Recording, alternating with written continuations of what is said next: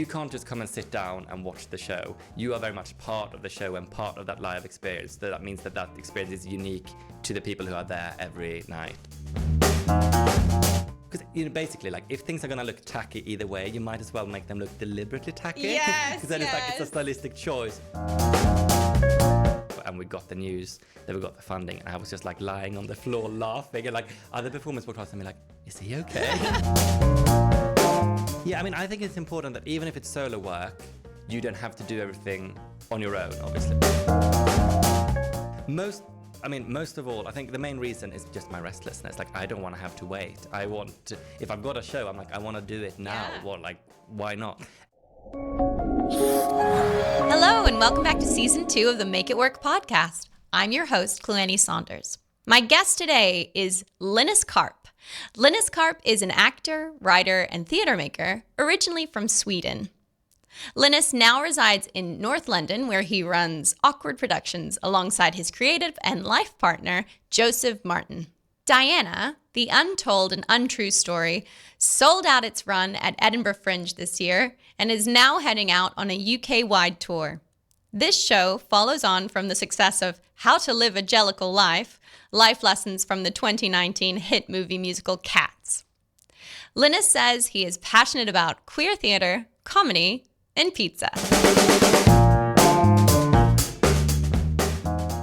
Okay, so welcome, Linus. Welcome to the podcast. Thank you so much, Claire. Thanks for joining us today. Well, thank you for having me. I know you're starting a tour really, really soon. Yes, as we're speaking, we start next week on Wednesday. So less than a week now, which is ridiculous. And you're running right through to December 6th. Yes, yeah, indeed. This is a tour of your show, Diana, the Untold and Untrue Story. That's the one. Which I caught at the Edinburgh Fringe, so you must still be quite exhausted from that whole month of performing as well. Yeah, I feel like I'm still only recovering. Because I was doing 2 shows at the Fringe as well, and it was great, and I felt like my energy level held up all the way through, and I got home, I'm like, oh, I'm still not that tired. And then after a few days, I was just like, I can't move, I can't leave bed, and I feel like I'm only slowly coming to life. Yeah, I think a lot of people feel like that coming back from the Fringe.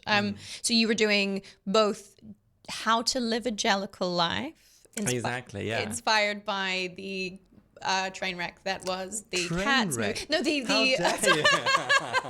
the phenomenal film that is so well remembered by all incredibly theater memorable people. hit movie musical Cats. Okay, hit is maybe a strong word, is it? Well, I mean, it had a following. Definitely had a following. Yeah, exactly. Yeah. It was just me, but still a following. Yeah. You've watched it so many times. So let's talk a little bit about where it started. What was your journey into theater? Good question. I grew up basically in the Swedish forest, like in a small village, and I didn't really have any, no one in my family did that. I didn't really have any theater background or anything. But from a very early age, I was just like, I'm going to be an actor. So I don't actually know where it came from, but it was sort of always there. Yeah. So you were just a theatrical kid. Yeah, I guess just dramatic and be like, oh, that's great. And playful and all of those things. And I think when you realize that that's something you can do, and I guess attention seeking and all those things. And I started doing a little bit of theater in school and stuff, and was just like, yeah, this is home. Yeah, great. And were you creating your own things? Were you a Rob Madge and putting on your own shows in your living room? Well, a bit. I think I was also I was playing with toy, especially soft toys. Me and my friends were playing that until we were 12, which isn't really socially acceptable. But I think you in a way that's kind of theater performance. I think the way we did stories with them and played with them and things like that. So it wasn't always myself, but through other things. So I think it was always there. Yeah. And then so I think you tweeted something about that you hadn't trained, you didn't do drama school, and then somewhere else I read that you had left drama school to come to the UK. So I wasn't sure which was. So I think I tweeted that I was rejected to all the drama schools in the UK. Oh, okay. And Sweden actually, but then I came in as reserve to a very weird drama school in Sweden. Okay. So I studied there for 2 years, which was very cult-like and not very healthy in many ways, but also taught me a lot. So obviously there's two sides to it, but also looking back, some of the things that we went along with now as an adult, I'm like, I can't believe they would do that. Like, we're so young and like impressionable and not just like, oh, we want to be actors. So if our teacher says one thing, obviously that's the truth. But looking back, you're like, oh, that's not really healthy. Oh, I think a lot of people look back at their time in an art school with a very similar gaze now, knowing what we know. Exactly, yeah. Yeah, okay, so you did that. And then you moved to the UK? Yes. And I noticed on your CV that you'd obviously done a lot of work. You did some children's theater, some improvisation, some quite a variety, a range of things. And then you did a play called, and you're gonna help me with how to say this without saying the F word. But I think you might know the one I mean. Awkward Conversations with Animals I've bleeped. Yeah, we'll do that. That's good. So, and that was a play by someone else. Yes. That had been done around 2014, I think. So that show had been at the Fringe in 2014, but then, and did really well there, but never actually had a London run or anything after. And I just found the play in a bookshop. And obviously the title is so weird. So I was just like, what is this? And I picked it up and started reading it. And I just feel like I was just like, oh, wow. It kind of felt like, I just feel like I never responded to a play like that. And I didn't just enjoy it. I just felt like this is something I need to do. It almost felt like I could have written. There was so much like my humor. It's very dark, but very funny and it starts very silly, but then gets very like serious and really emotional as well. So I think that there's just such clever writing. Rob Hayes is the writer. Yeah. And I just thought like, oh, I'm going to see if I can do this. I feel like as an actor as well, I think especially as a foreign actor and, I'm queer, I feel like there's so many roles that people don't necessarily think that I fit into. And I just feel like I was so rarely up for interesting projects. I mean, as I'm sure many actors can relate to, but also like it was often very small and foreign roles or whatever rather than actual roles. And I just felt like I can do more than that. So I was like, I'm going to put on my own show. And I never really intended for it to be a solo show, but I found this play and was just like, I need to do this. So I did. Yeah. And so was that the birth of Awkward Productions? It was, yes. Okay. Yeah. And you run this company with you call him your partner in both theater and life, right? Yes, exactly. Yeah. Joseph. Yeah. So so you and Joseph formed the company. How did you two meet? So we met quite a long time before, and I think that probably helps as well. I mean, we were a couple long before we actually started working together. So we met we just had our 9th anniversary actually. So congratulations. Yeah, thank you. I mean, it's such a long time. It's weird. Especially considering I'm still very young, obviously. Yeah. Yeah. Yes. But we met. I mean, thing is, this was a cute story at the time. Now it's become a lot more problematic because we met at the Harry Potter shop way before her turf days. Okay. That was my first job when I worked in London. So yeah, we met at the Harry Potter shop throwing scarves for tourists. If you haven't already, please like and subscribe to our podcast. And so you started Awkward Productions to put on this one-person show, and it got a lot of attention, and you did really well with it. Yeah, thank you. Yeah, it went really well. We did like a London run, and then we took it to the Fringe, and then did like another London run and a tour. So it did get quite a long life, and it was really nice. And yeah. So then, was it daunting? Because your next show, which was How to Live a Jellicle Life, which you toured and then took to the Fringe, which I will ask you about later because I find that really interesting. You wrote. Was that daunting to suddenly step into that role? Yes, I think when I was putting on the first show, Awkward Productions, obviously like putting on self-producing work is a lot of work, and I was sort of like, maybe I should actually create a show myself. I felt like just doing a show, especially a solo show, felt so scary at the time. So I was like, I need to actually do a play that I know is good, because I feel like then I just have to worry about my performance, which is enough, rather than having to worry about the text being good as well. Because now I'm like, I know the text is good, so I mean, if I mess up, it's all on me. But then I sort of like, I just thought like, I think it would be fun to create something myself. And I just become very obsessed with the film Cats. I didn't really know anything about it before, and I went to see the cinema, and it just changed my life, and I couldn't think about anything else. and I was sort of thinking about maybe there's a show here, but then I thought like no one would want to watch it. And then I have a friend who he was running a scratch night. He was putting a scratch night with new writing, and he'd seen online how obsessed I was with cats. So he just asked me, he said like, I think you should do something cats related here. And I was like, oh, people want this. Like he's asking me to do that. I was like, oh, and that sort of just like opened a door where I was like, there's an audience for it.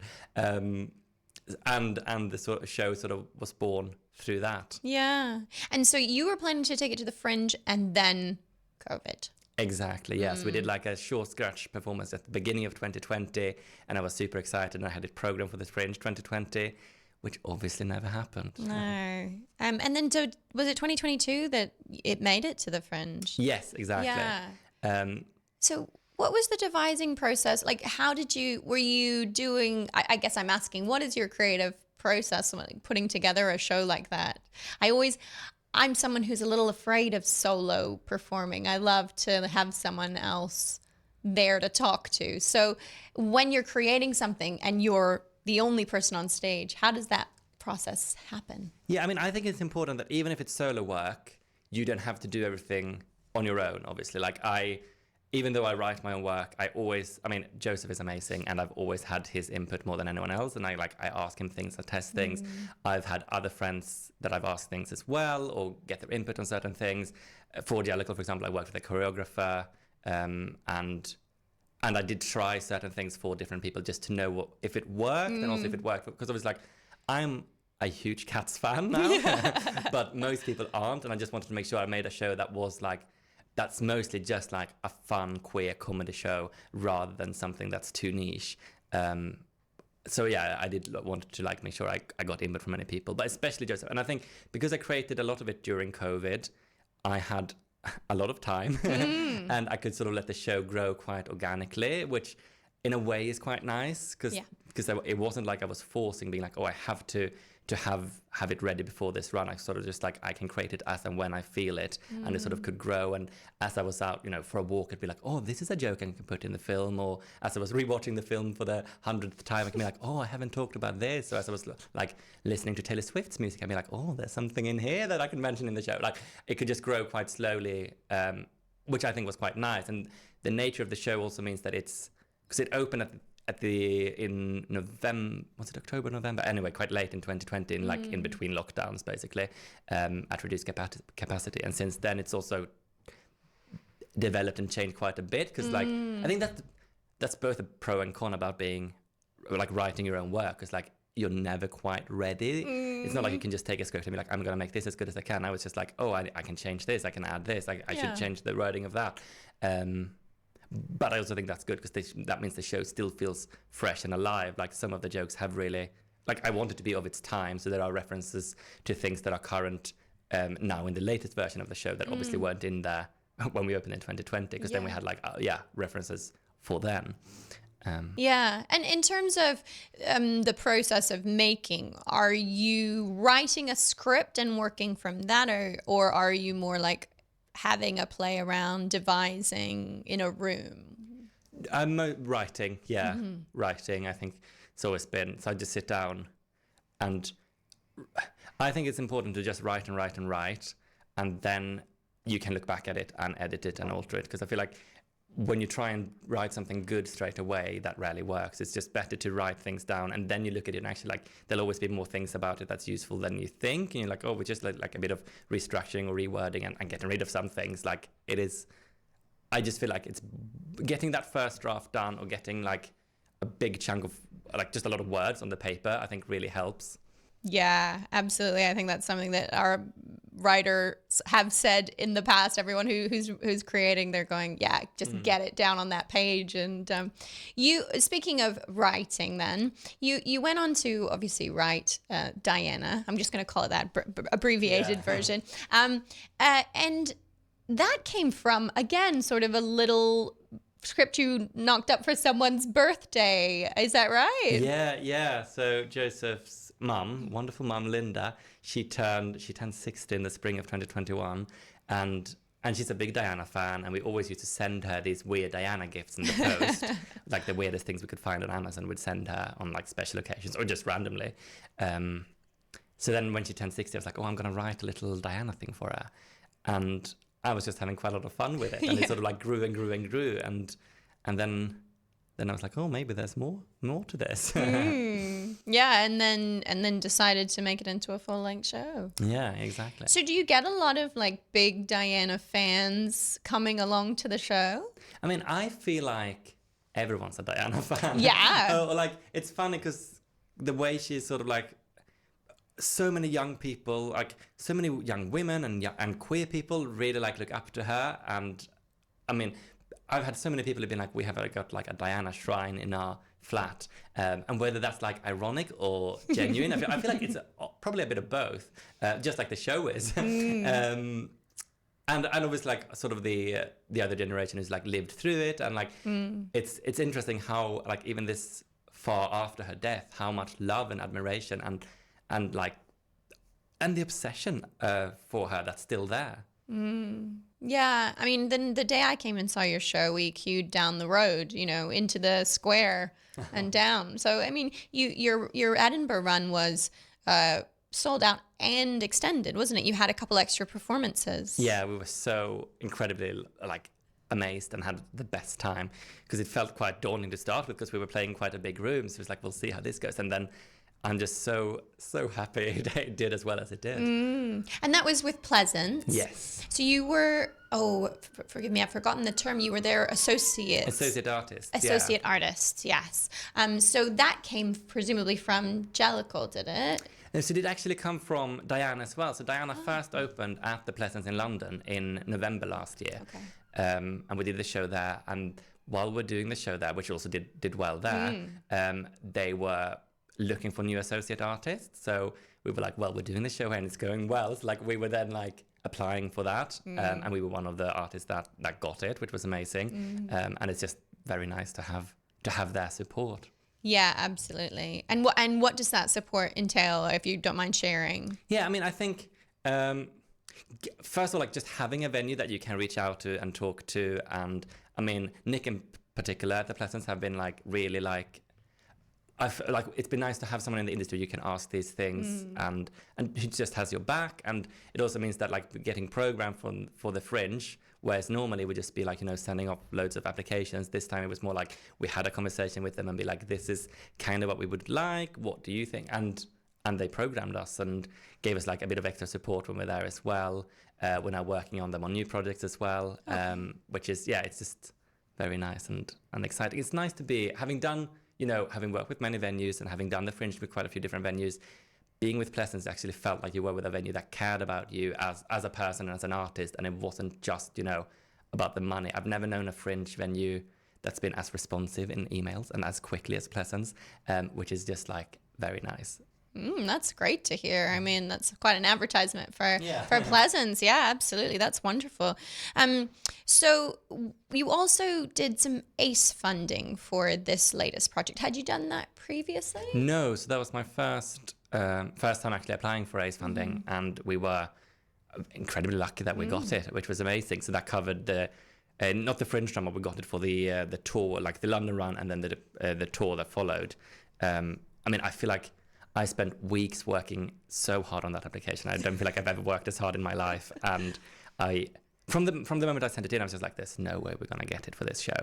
And we were actually at the Fringe in 2022, having done a show, and we got the news that we got the funding. And I was just like lying on the floor laughing, and like other performers walked past me like, is he okay? Because they thought I was crying or something. I was just like, I was just so like, I just couldn't believe we actually got it. And I was so lucky and happy. And it just meant that we could actually create the show we wanted, and we could bring other people in, because even though it's a solo show, we have other performers in videos, so we could get those in and get like a video editor. We could have a choreographer, a composer, because we do have some music in it, which, I mean, if I say so myself, that's some actual bops in there, and available on Spotify. They are available on Spotify. And we had like a puppetry consultant. We had a designer who could come up with, like, it's funny, like I write certain things in the script that like a little notes about the dresses or whatever, and then she just makes it happen. Like I'm just like, oh, Diana's wedding dress goes on for 10 meters, and then she just makes that happen. And yeah, I think like that was just such an incredible thing to be working with other people who sort of enhance the shows and enhance your vision, and you learn so much from them as well. and the show would just not have been the same had we not had that. The costuming was such an integral part of that show, really, wasn't it? I mean, her dresses are iconic. Exactly. Like, you can't make a show about Diana without like showing some of the most iconic dresses and having those costume changes there. And I'm so glad that we were able to do that. Like, still on a tight budget and getting to like, 'cause that's always the challenge. For like, we need her to look like this flawless, glamorous, expensive woman in like her wedding dress and her revenge dress and so on. But we have to do that on a budget, which is really interesting. Yeah. There is a Fringe vibe to the piece, isn't there? There's that sort of cut down, minimal, no set, just you. And I think for me, that made it so wonderful. Are you interested in making like big, flashy, West End moving set things? Is that the goal, or is it like, this is your aesthetic? Because I love it. Thank you. Yeah, thank you. That is really nice. I do think that's something that we've had in our shows. And also, because I think when you're working on a budget, like we've never, even with the Arts Council, like we've never had like a big budget to create a show or anything like that. Yeah. So it's always been like, rather than trying to make things, because I hate when you go and see shows and they try big sets, but like you can tell that it's not quite there. So I'm like, I'd rather make things, you know, as you said, like very small, but have things, because, you know, basically, like if things are going to look tacky either way, you might as well make them look deliberately tacky. Yes, because then it's like, it's a stylistic choice rather than just like, we weren't able to make this look the way we wanted. Yeah. And I think that's kind of what I want to incorporate. And also because I think it's camp and funny, and it's kind of my That's vibe, the I word, think. Yeah. camp. I think that is camp, and I think it's so fantastic. And it suits the show so well, because you do have a sort of that tongue-in-cheek kind of wink at the audience vibe to the show. And I think in a way it might almost take away from it to have anything more than exactly what you had on that, which is the big projection screen and the simple set and everything like that. Yeah, I mean, that said, though, I mean, if anyone's listening who's got a lot of money, please throw them at us, because we'd love to experience doing the show on a big budget as well. Yeah, no, I mean, I think it's a lovely aesthetic that you have for the piece. Yeah, thank you. And I do think that's something, even like looking at creating other work, like we want to keep that same vibe. Like we don't want a full... it needs to have that, I guess, fun and fringy vibe. Yeah.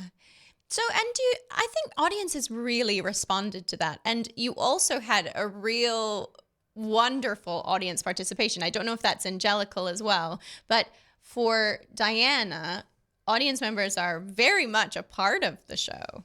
Yeah, I feel like during COVID, I think I changed it because obviously, like I was like so many people missing theatre and live performance so much, and because it was like you can watch films, but that's never the same feelings. I was very much like, I want to create theatre that's not like, you can't just come and sit down and watch the show. You are very much part of the show and part of that live experience. That means that experience is unique to the people who are there every night. And I think that's something, I mean, Jellicle is that to some extent, but it was also created during COVID where we had a lot of restrictions. So like we couldn't really get people up on stage. Yeah. And then Diana is that pushed a lot further, and I sort of wanted to see how far I could push the audience participation with it still being, you know, fun and friendly. And it was also just problem solving, really, because when I wrote the script, it had a lot of characters, and I'm like, how do I make this a solo show? I mean, it's kind of a solo show. It's a bit more than that now, but also like I didn't really want to multitask. I was like, I want to be Diana, and that's it. Yeah, so like, how do I make this work? And that was quite obviously like that's not something you can really rehearse before in the audience participation. So I was quite nervous how that was going to work. But it's been amazing to see how people just come through and step up, and how every time the audience just gets behind them so much and cheer them on. And I think that just creates such a good atmosphere in the room. So I do really love it. Yeah. So you had you gone down I was a bit further back in the queue, but had you gone down the line and handed out roles? Because people seem to know who they were in terms of the show when their name came up on the teleprompter. Yeah, exactly. So we have, basically Joseph does this at the beginning of the show. I mean, he's got such a busy show. He's doing like so many different people's jobs. So we've got all these role cards, and he gives them out to people.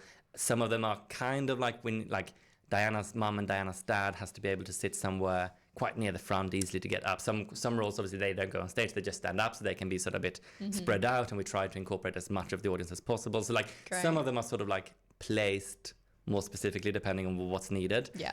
But then also like he's got very good at like knowing people's vibes, like feeling like who's up for it, and obviously like asking because some of those roles are quite big, to be fair. Yeah. So it's always like, would you like to do this? So people are like, which happens quite often as well, people say no. And quite often those people who say no then after be like, oh, I wish I would have. Have you ever had something, have you ever had an interesting audience reaction to those sections, or have you had something funny happen that you'd share? I mean, people have generally been really good. There's been a couple of times where people who didn't have roll cards go on stage instead of the people who actually had the roll card.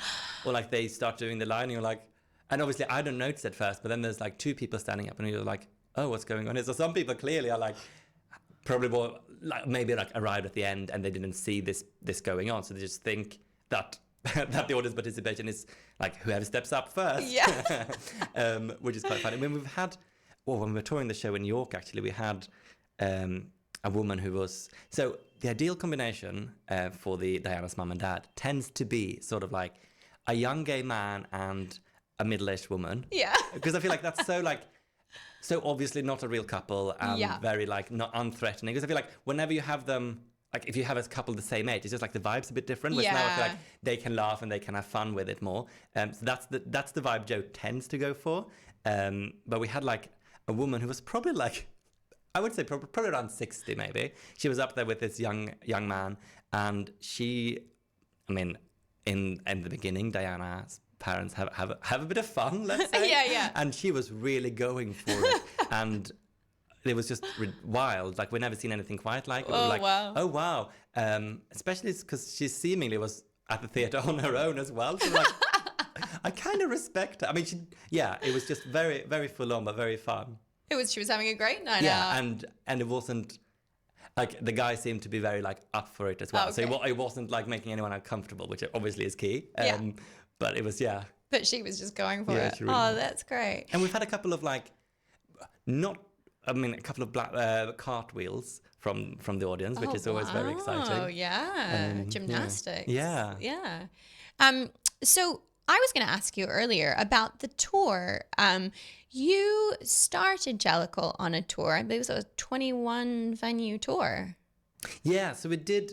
Well, we started in London first and did like a short run during COVID, and then we did sort of like a small-ish tour in the summer of, when was that? Then 2021, sort of just as theatres opened again, with like lower capacity and social distancing and all those things. So then in 2022 we went on like a massive tour, all over the UK. And I'm just asking because you also did the same for Diana. I believe you did a tour before the Fringe, then the Fringe, and now you're doing another tour. Is that right? So just out of interest, because I know a lot of companies do it the other way. They go to the Fringe, kind of garner support for their show, get venues interested. I guess I'm asking two questions. Why did you decide to do it that way, and how? Because getting a tour together is tricky. Yeah, most of all, I think the main reason is just my restlessness. Like I don't want to have to wait. If I've got a show, I'm like, I want to do it now. Yeah. Why not? And obviously, like with Jellicle, because of COVID, it didn't get the Fringe in 2020 or 2021, and I was just like, I don't want to have to wait for that. And having toured our previous show. And done like a bit of touring of Jellicle as well. We had contacts with quite a few venues. We had good connections with them, so like we could then do that and then add to it. Just like emailing loads of venues that we thought might be good spaces for it. And then with Diana, I think because I feel like it's scary to take a show to the Fringe for the first. Like I don't know if I would take a show. All our works have always been like premiered before and then later taken to the Fringe, which I know like that disqualifies us from like a lot of the like Fringe First awards and stuff. Okay, yeah. But also, Edinburgh is so tough, and doing that month is so tough. I don't think I would want to go there if I hadn't tested the show before, especially with like a solo show. Like it's just very scary to bring that to a festival like that, and knowing you have to go on stage every day for a full month. And you don't know the quality of the piece before you go up. Yeah. I just don't think. Yeah, I feel like that's a big scary risk. And then also like after we'd done the Fringe in 2020 with Jellicle, it was time to do the next show, and I wouldn't want to wait a full year before we did it. So we did it in London and toured it first. Which I think also kind of in a way worked in its favor, because that meant we had some buzz behind Diana when we took it to the Fringe, and we got like a big space which we wouldn't have gotten or wouldn't have dared to take if it was a brand new show, because we knew that the show had sold well previously and that it had good reactions. Yeah. And is so then, to someone who's touring and doing the show already, what is the shininess, what is the excitement of the Fringe then, and what do you think the benefit is to an artist to take a show there? I think there's nothing like the Fringe. Like, I do love the Fringe, and I know it has all its flaws and it's very expensive and so on, but there is nothing like it, and you're surrounded by creativity and artistry, and just to be there for a month and not, I just love getting away from the normal life, normal world, and you're just like, this is like, it's just such a wonderful place to be. So there is nothing like it, and I feel like as a performer as well, like, you learn so much, like, by doing the show in that environment, because there's no performing environment like it. And like doing the show there every day and just getting to hone it and making it even better is very special. Yeah. You've said that you love touring and going, you go to, smaller but also larger venues around the UK. You're ending this tour at the Clapham Grand. Yeah, which is wild. I'm so excited. What have you learned that you might share with people about touring a show? Good question. I think it's interesting to see how different the audiences are, and also like how a show can be, you can have one night in one venue and it can feel like a flop, and then you go to like the next city and you have like a sold out audience and they're screaming, and then you're just like, oh. So also like how the same show performed kind of the same way can be so differently viewed, and also that the audiences are just different. Like you go to some places and they are just a lot quieter, and I always find like when you go outside of England, like when we've gone to like Glasgow or Belfast or Cardiff, like they are just so loud and so on board, and that's just really fun. Whereas like some cities, there are so many great cities, but like some places just are a bit quieter.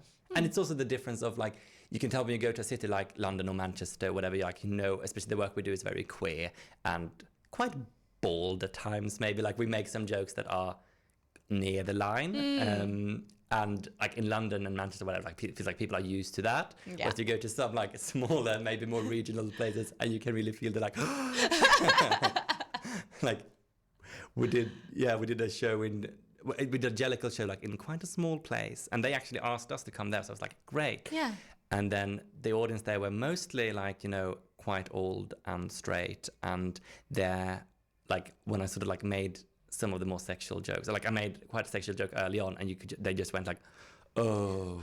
And I was just like, this is only the beginning of the show, you have no idea what's coming for you. And I was like almost laughing to myself at stage, like it was just such a different vibe, and I was like, oh, I'm not sure you knew what show you came to see. Yeah, maybe they were expecting like, you don't know what they would have been expecting. Maybe they expect more like Andrew Lloyd Webber than Diana. Queer chaos. Yeah. Yeah.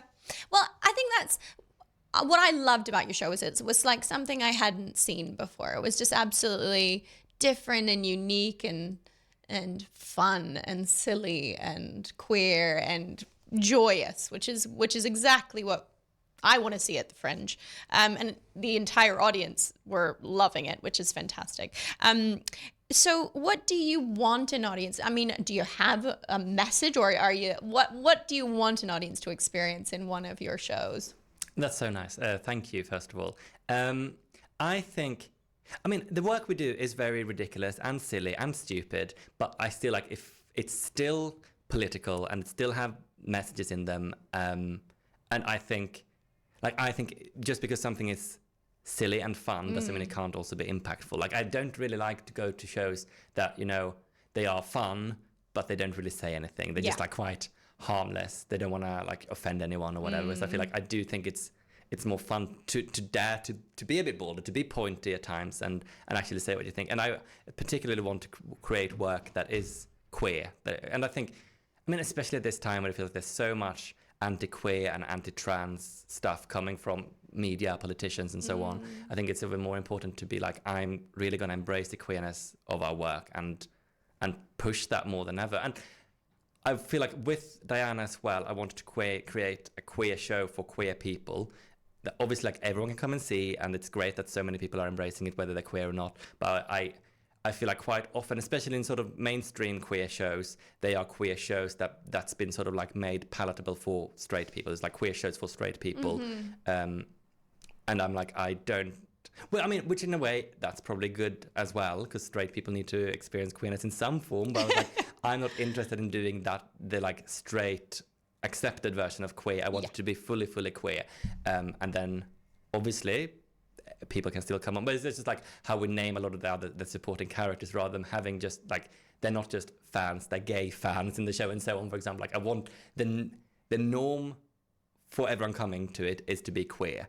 Just like I feel like in so much like growing up, like obviously like all the storytelling and all the stories we're told are straight, and we're sort of just like expected to conform to that and to be able to relate to that, which obviously we can, but then I also want to do that the other way around, where like in our version everyone is queer basically. Yeah. Oh, great.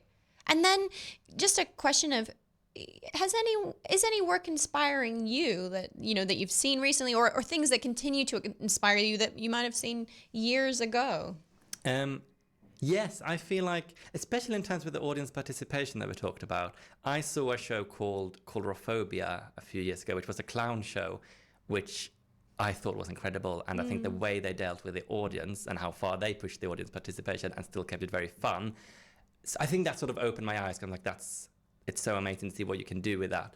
There's a solo performer as well called Joseph Morpurgo, who's incredible. Oh, he is, yeah. And I've seen a couple of his solo shows, and I feel like when I've seen those, I'm just like, it's amazing to see how far it can push the format, and how also feel like it can bring so much. They're hilarious and they're so funny, and you're crying with laughter, but there's also so much heart in them. Yeah. And I feel like that's kind of what I want, and also like how ridiculous, and also like actually like, he's got a lot of very good audience participation in his shows as well.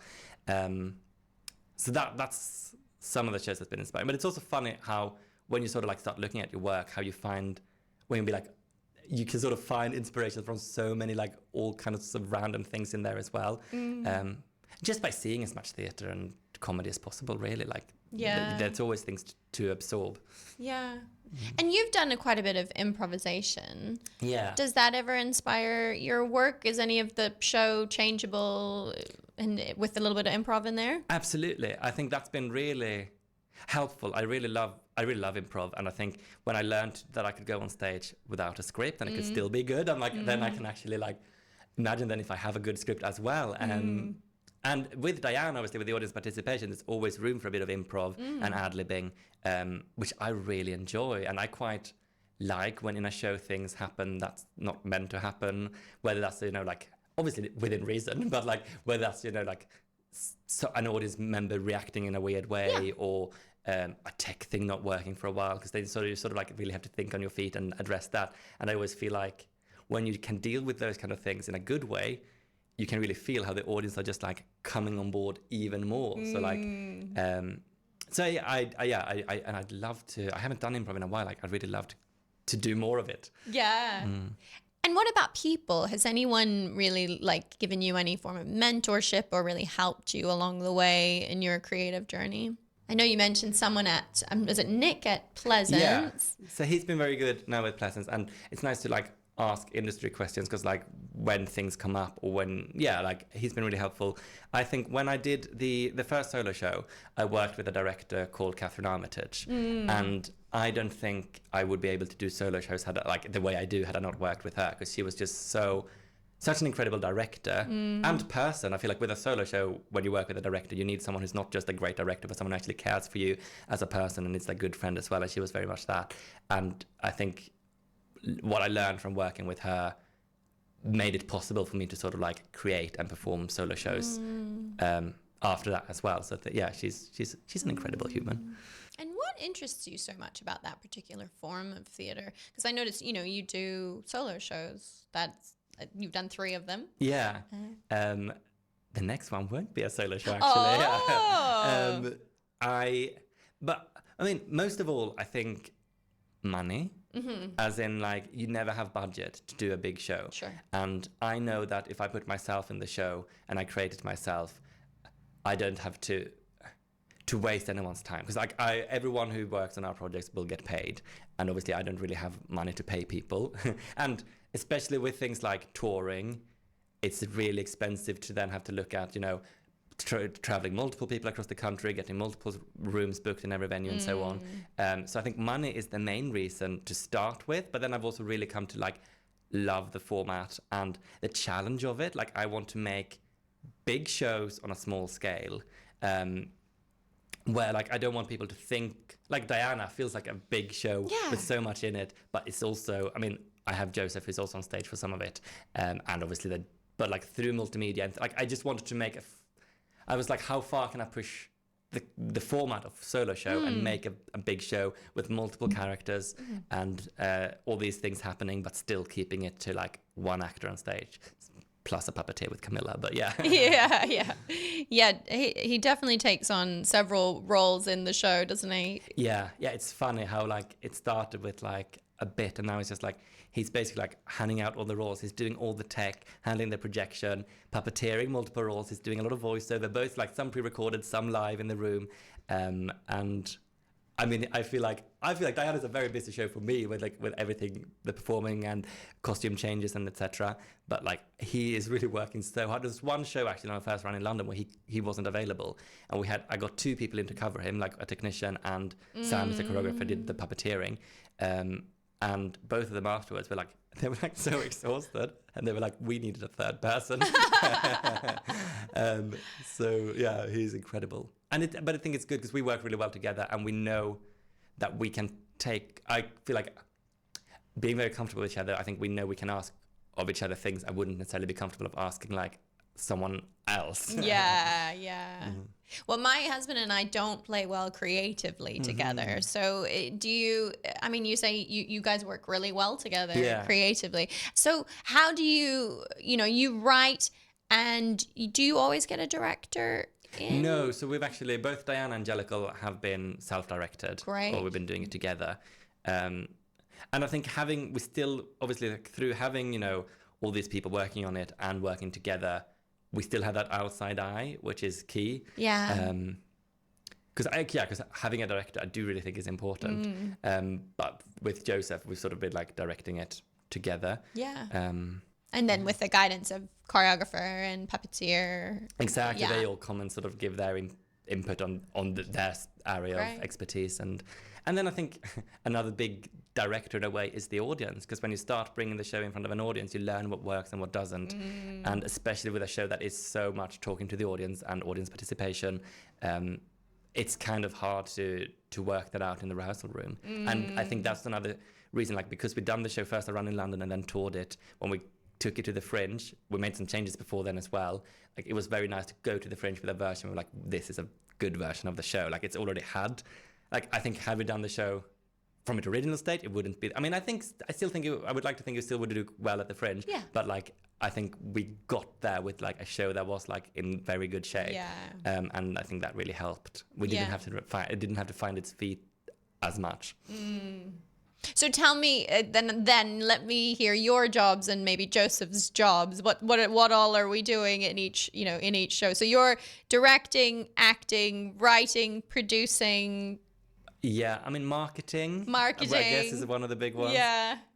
Joseph does. I mean, he does all the tech on the show, and he's so good because he's such a nice person, and he will always go into the venues, especially like where there's touring at the Fringe, and just like make best friends with all the technicians and all the front of house staff and stuff, and it's just so nice to not have to worry too much about that, because you tour with someone who's so like instantly likable, and and then people will just have like a good. I think that's also so important. Personal relations. He's there. Exactly. Like, obviously the shows we do are very joyful, and I feel like there's a lot about community and coming together in them in a way, and it's nice to actually to then, like, I think it's important for us to make sure that we are good to work with and we are nice in the venues and so on, and he's very good at just doing that.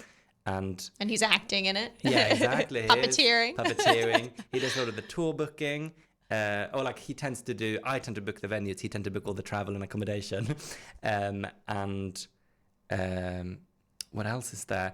Obviously, yeah, we have all the merch and stuff. He tends to do a lot of the packing, the maintenance of the costumes and props, like washing and stuff. I tend to handle the merch stuff and the merch sales.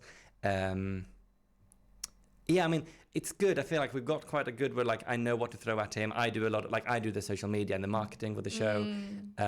Yeah. Yeah, amazing. I mean, it sounds like many full-time jobs. It is, yeah.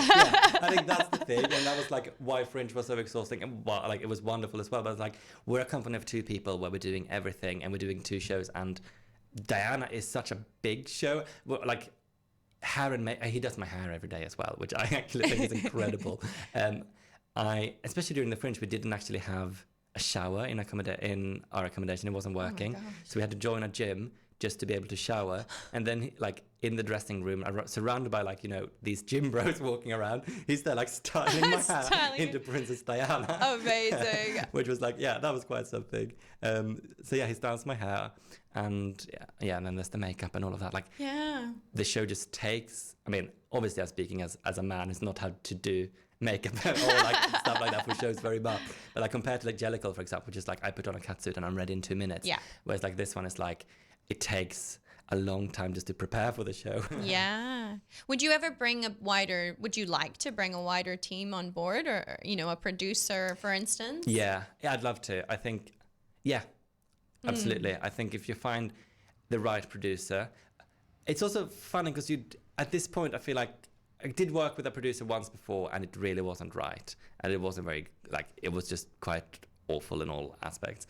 And so I think that sort of scared me a bit, and now I feel like I would be very conscious about it being right, and I think it would have to be someone coming and financially wanting to invest in the show, kind of, and then take on the producing responsibilities, rather than us paying someone to do it, unless it's someone we really know and really trust. Because especially now, I mean, I feel like we've both got quite good at it, like we've got a lot of experience of it now, and we know what we want from our shows, and we can do it quite well ourselves.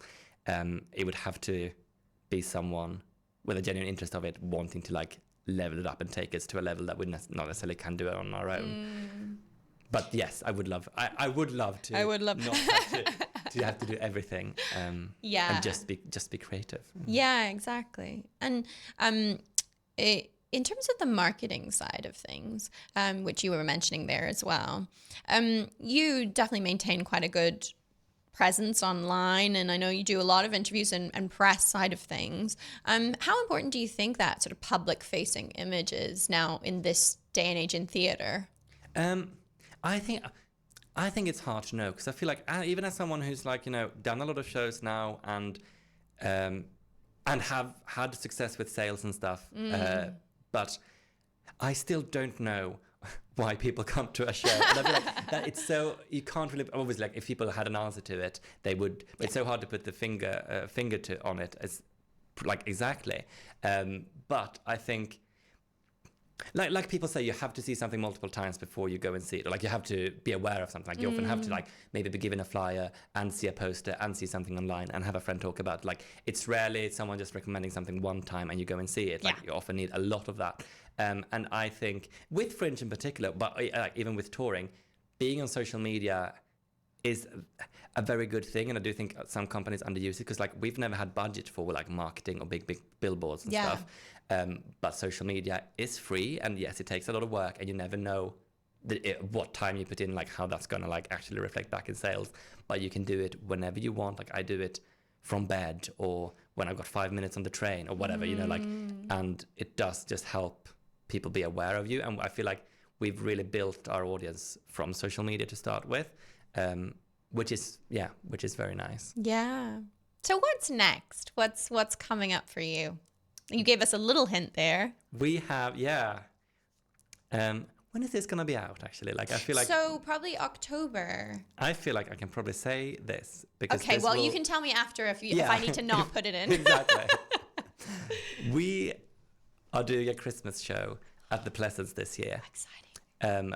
We'll have both me and Joseph in it. So it's a two-hander, and it's called Gwyneth Goes Skiing. Gwyneth Goes Skiing. I love it. I presume this is Gwyneth Paltrow. This is Gwyneth Paltrow. Fantastic. So we're sort of taking a look at her infamous court case. Yeah. And with her and Terry Sanderson and what happened.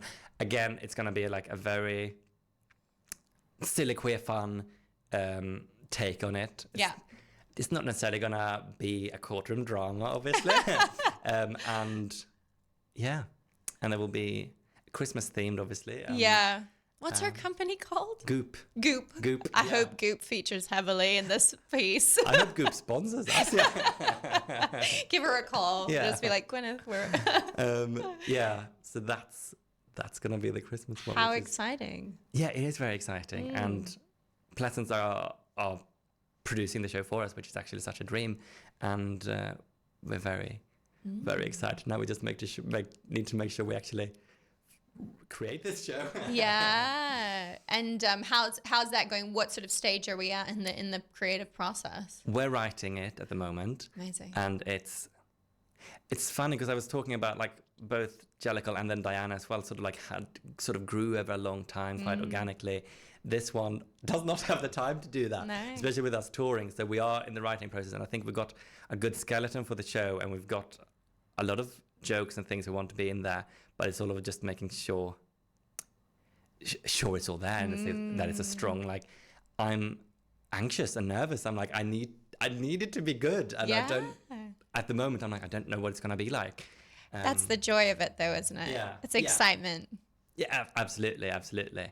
But so what does are you writing in a darkened room, or how do you do your writing?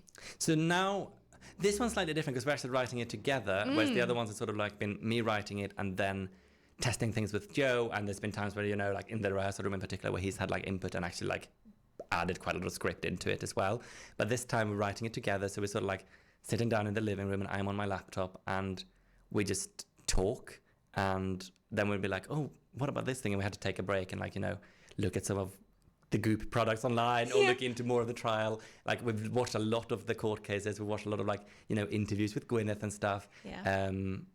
We're just writing and laughing. Like we laugh so much, and it's such a stupid show. We realized yesterday, actually, we're like, this show has the vibe of the Unbreakable Kimmy Schmidt. In a way, I feel like our work hasn't before. We're like, that's very much the comedy in this one, I feel Fantastic. Like. So we were watching a little bit of that yesterday as well, just to be like, which made me feel better because I was a bit scared of like where it was going and if it was too stupid. But then actually, Unbreakable Kimmy Schmidt is incredibly stupid, but still great. So fantastic. I love that show. And you sort of look at it and you're like, this is too far, but then you're like, but it's so funny. Like, I mean, there are some aspects of it that haven't aged as well. No, absolutely. I actually think since I saw the episode where Titus and Mikey goes to his family and they have like a puppet playing the grandmother in his Italian family. Yes. And everyone just treats her as if she's a human. That's when I was like, I really want that in a show. And I feel like that's kind of what the inspiration for Camilla in Diana came from originally. Obviously, Camilla is quite different from an Italian grandma. A little bit different. But I just love when you have something clearly not human and everyone's just like acting as if it's normal. Yeah. No, and that was a fantastic puppet. She's a wonderful puppet. She is. A little maybe possessed, but enjoyable nonetheless. I just love the genuine fear in people's eyes as she gets close to them. This a sort of flailing figure appears. Thank you so much, Linus, for your time. Well, thank you, Clue. I've really enjoyed speaking to you. Likewise, this has been a lot of fun. Thank you so much for joining us for the new season of the Make It Work podcast. Please follow us on Instagram at Make It Work Podcast UK. Or if you had any questions or comments about the show, please email us at makeitworkpodcastuk@gmail.com. If you haven't already, please like and subscribe to our podcast so you can continue to join us, learn with us, and make it work.